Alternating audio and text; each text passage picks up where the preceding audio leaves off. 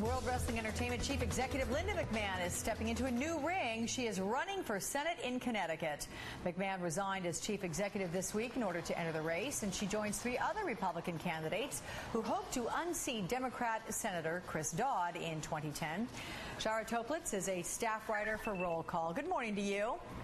Thanks for having me here today. You know, I spoke with Linda McMahon on Wednesday this week, and she gave me her reasons for running for the Connecticut Senate.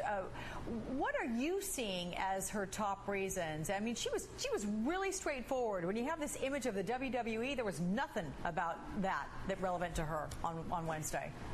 Right. Well, she's actually been fairly active in political circles for a long time. She's donated heavily to both Democrats and Republicans for several years now. She was appointed to the State Board of Education by the governor of Connecticut earlier this year. She has demonstrated an interest in politics.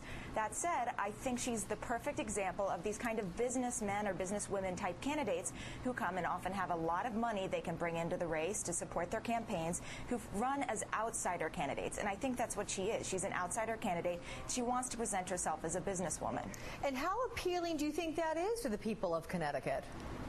Well, I think the important thing right now is not yet how appealing that is to the people of Connecticut as much as it is appealing to the Republican voters in Connecticut. Republican voters in Connecticut are a very unique group of people. It's a very, very eclectic primary there, and I think she really needs to focus on appealing to them. It really helps her at this point that she doesn't have a political record, and she can kind of make herself into whatever candidate she wants to be. But you made mention of the fact that she has donated heavily to both parties. I mean, do you expect the fact that she donated to Democrats to come up and be a bone of contention for her opponents?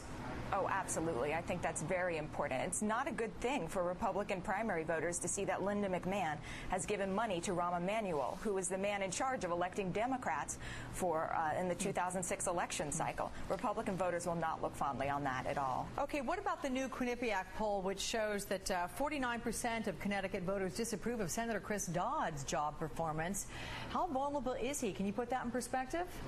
Well, I think he's absolutely the most vulnerable Democratic senator up for re-election. The poll numbers have shown that. What's interesting about that poll is it's actually an improvement for Senator Dodd.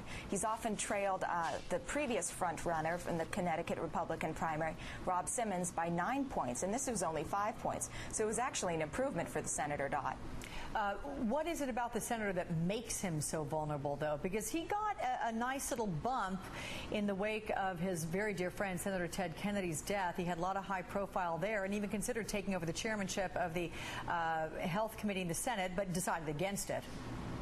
Well, I think a couple things. I think he obviously had the mortgage issue last year, and even he said that was not handled in a very good manner with the press.